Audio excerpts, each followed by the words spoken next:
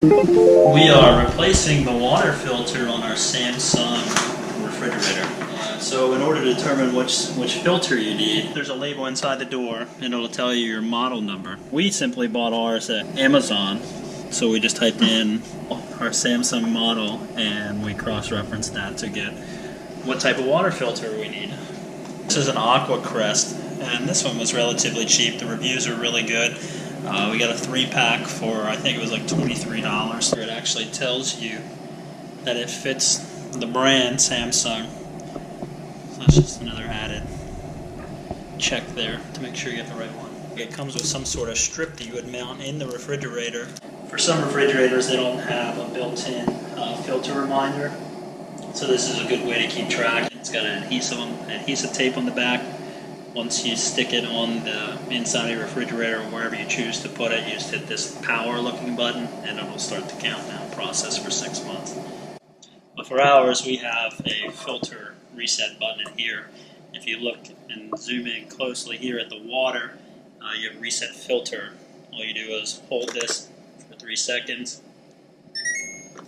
Hear that beep, and that lets you know that you just reset the timer. First, you have to remove the old water filter from your refrigerator. Our specific model is located in the refrigerator section. So if you look down the bottom right here, this is where our water filter is actually located. It says here to unlock, turn it counterclockwise. To lock it, turn clockwise.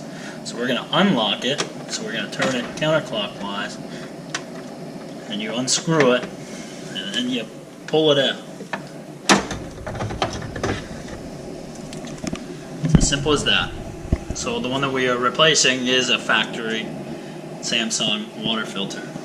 And you simply take your new one, unscrew the cap here. Simply repeat the process. Stick it in the hole, rotate it clockwise, and you can hear the water charge back into it. Now you can see here that we have a little bit of water. Clean that up with a paper towel. And you'll want to monitor this area for the next hour or so. Just make sure that you do not have any leaks.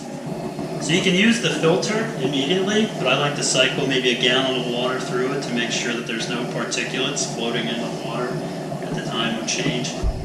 So we're going to go ahead and just run some water through the new filter, just to make sure that it is operating at the right flow. If you happen to have low flow, you want to go back and double check your filter and make sure that it's completely in there. So we're going to go ahead and run some water. And we have, don't be alarmed that you have a little bit of air in your line. That was just simply from whatever you took the old filter out and you put the new one in. There's an internal valve, and that's the reason why we have to, when we are removing the filter, you turn it a quarter turn in the counterclockwise position to disengage that valve.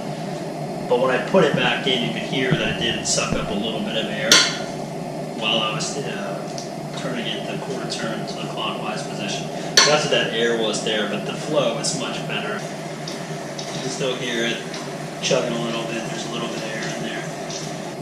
And there you have it. Place the water filter on Samsung refrigerator. If you have any comments, questions, feel free to ask them down below. Like, comment, and subscribe.